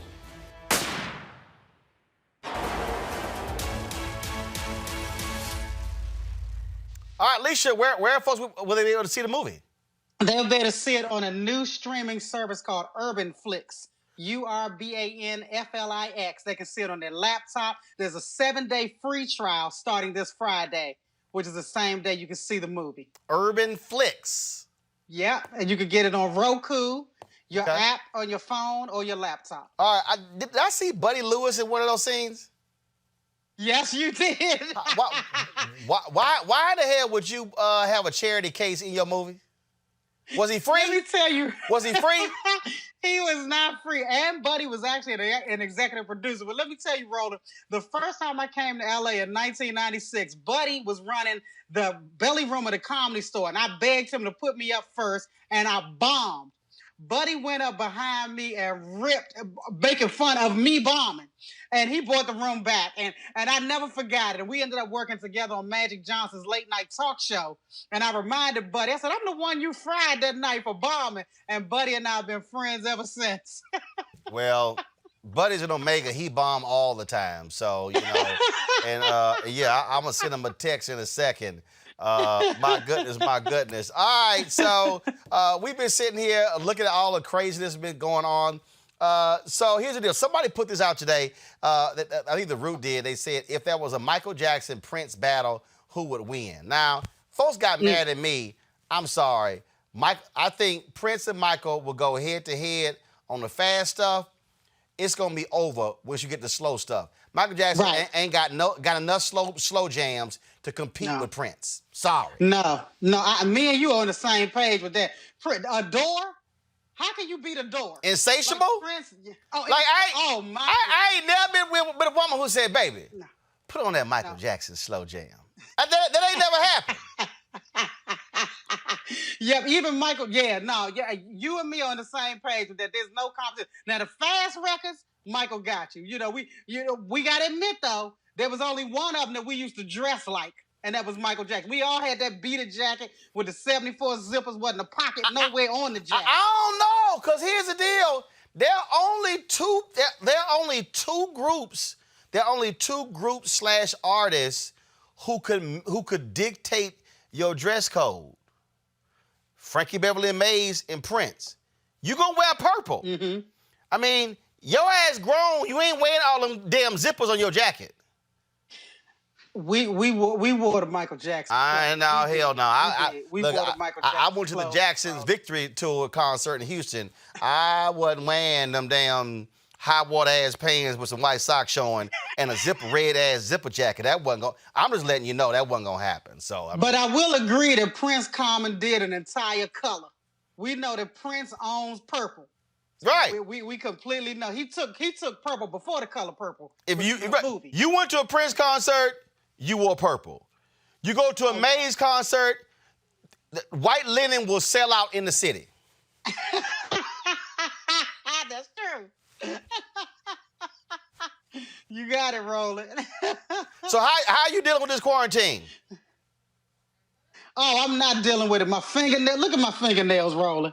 I mean, this is so sad. I got a unibrow, a beard, a mustache. Ain't nothing cute going on around here. You know, this quarantine is killing me. I'm used to having my feet in the street.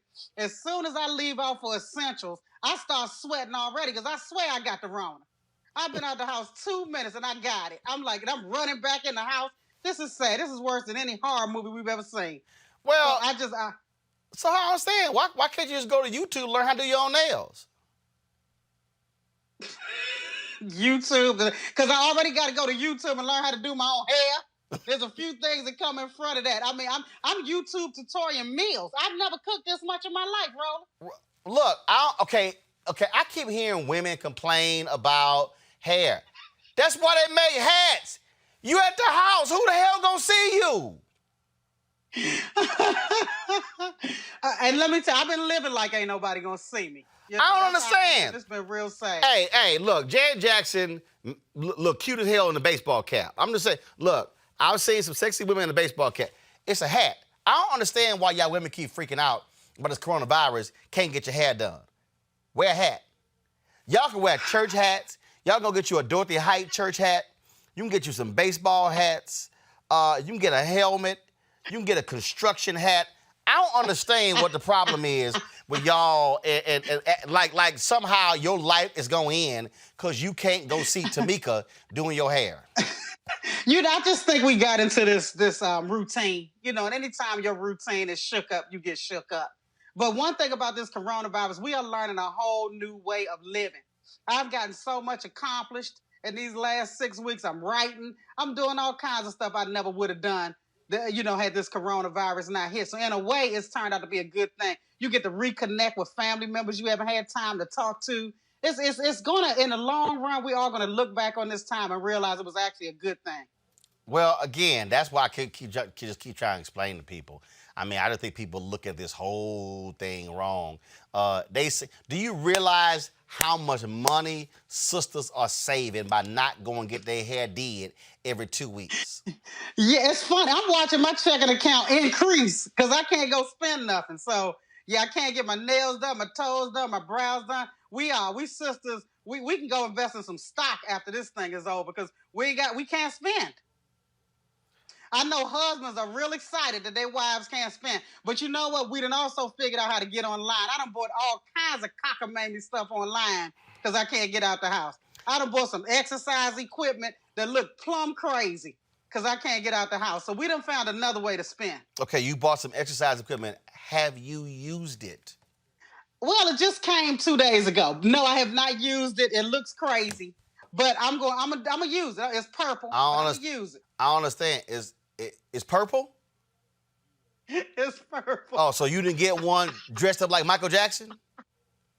No. No. So, I had nothing glitter. Okay, I don't understand. How it come in 2 days ago? Is it still in the box? No, it's out of the box and it's out of the wrapping. It's this little thing where you put your feet in it and you pull back. So you're doing sit-ups and there's other things you can do. Yeah, Alycia, it has it's called a rowing machine.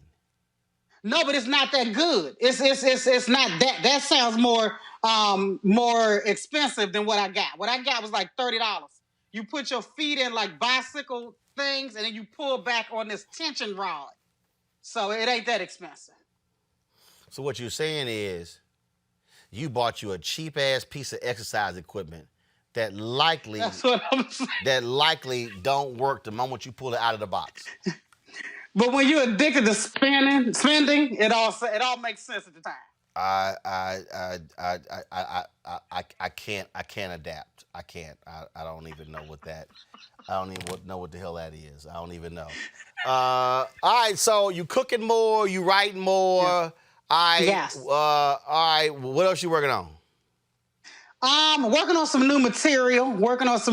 Us stand-ups, comedy is still our bread and butter. So working on some new material. So whenever we can hit the stage, we can hit the stage. I lost so much work that first couple of weeks. I was headed to the Tahoe Improv on a Wednesday. They called us on Monday. Said Tahoe was closed down. I said, good golly, Miss Molly. So yeah, I'm ready to get back out and hit the stage. So I'm working on some new material. All right then. Well, first of all, where can folks reach you? Where can they cash app you? What's your info? My Cash App is TRIU, M as in Mary, F as in Frank, ANT.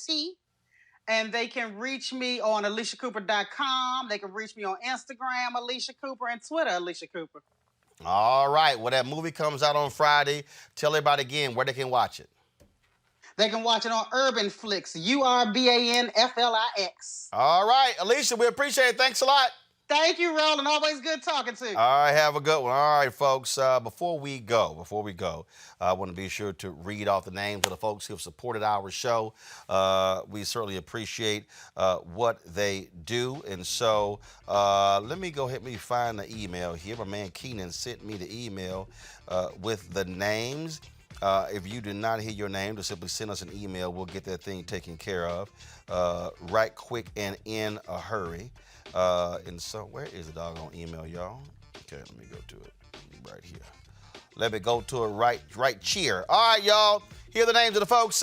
Anisha Newell, Casey Pitts, Sharna Washington, Cheryl Bloomfield, Crystal Chester, Darnie Stanfield, David Logan, Deborah McNair, Don Perrion Smith, George Brown, Joe Curtis Grubbs Jr., Karen Paris, Land Communications Corp., Love to Praise Ministries, Mark Wheeler, Monique Dream, Norvale Molex Jr., Rhonda Dudley, Roosevelt Carey, Sahira Threats, and Vonda Jackson. Folks, if you want to support our Bring the Funk fan club, all you got to do is our goal is to get 20,000 followers, contributing $50 or more for the year. Comes out to $4.19 a month, 13 cents a day. Support what we do, giving you the kind of information you're not going to get anywhere else with our experts, with our guests.